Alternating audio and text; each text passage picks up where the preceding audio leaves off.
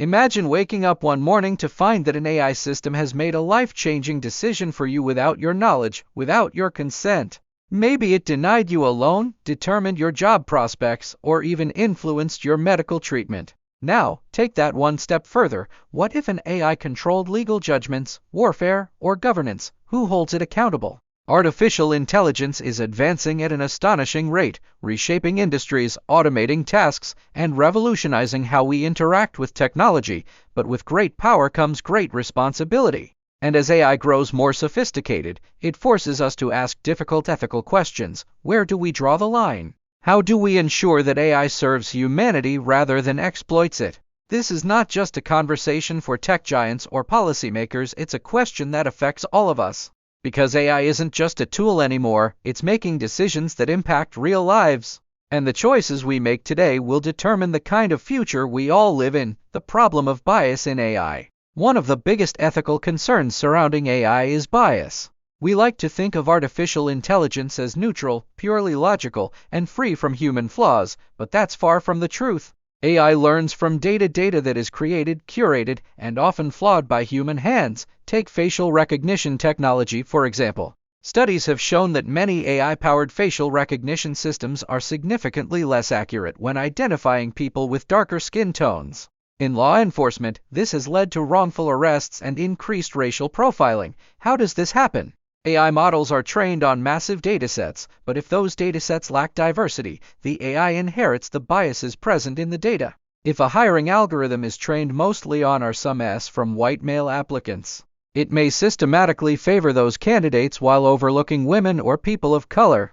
Bias in AI isn't just about race or gender, it can also reflect economic inequality, ableism, or even geographic discrimination. The challenge is not just recognizing bias but actively correcting it. And that raises an even bigger question: who gets to decide what fairness looks like? When tech companies develop AI, are they prioritizing ethical safeguards, or are they more focused on speed and profit?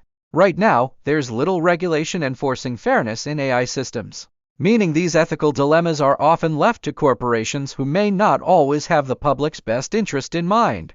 AI and privacy. How much do they really know? Have you ever searched for something online only to be bombarded with eerily relevant ads minutes later?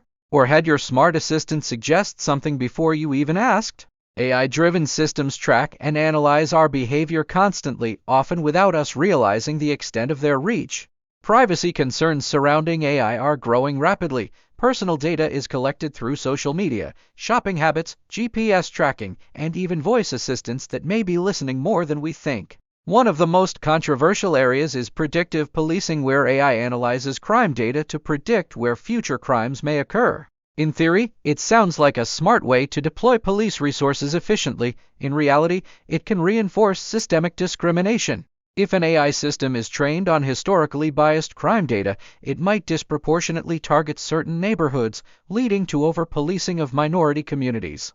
Then there's the issue of surveillance. Governments and corporations are increasingly using AI for monitoring people, from facial recognition cameras in public spaces to AI-driven analysis of phone calls and messages. Some countries have gone as far as implementing social credit systems that use AI to rank citizens based on their behavior. If you speak out against the government or break certain rules, your score drops, affecting your ability to travel, take out loans, or even get a job. The more AI is integrated into our daily lives, the less privacy we have. The question is, how much are we willing to sacrifice, and who is making these decisions for us? AI and the future of work. Who wins and who loses? Another major ethical challenge is AI's impact on jobs. Automation has already transformed industries, replacing factory workers, cashiers, and even some office jobs. But as AI becomes more advanced, it's beginning to challenge even creative and intellectual professions. AI-generated art, music, and even writing are improving at a rapid pace. Some AI models can now compose music indistinguishable from human-made tracks, generate entire articles, and even produce photorealistic images. This raises a crucial question: what happens to human creators? For businesses, AI offers efficiency, lower costs, and higher productivity, but for workers, it presents a dilemma. If AI can do your job faster and cheaper, what's stopping companies from replacing you?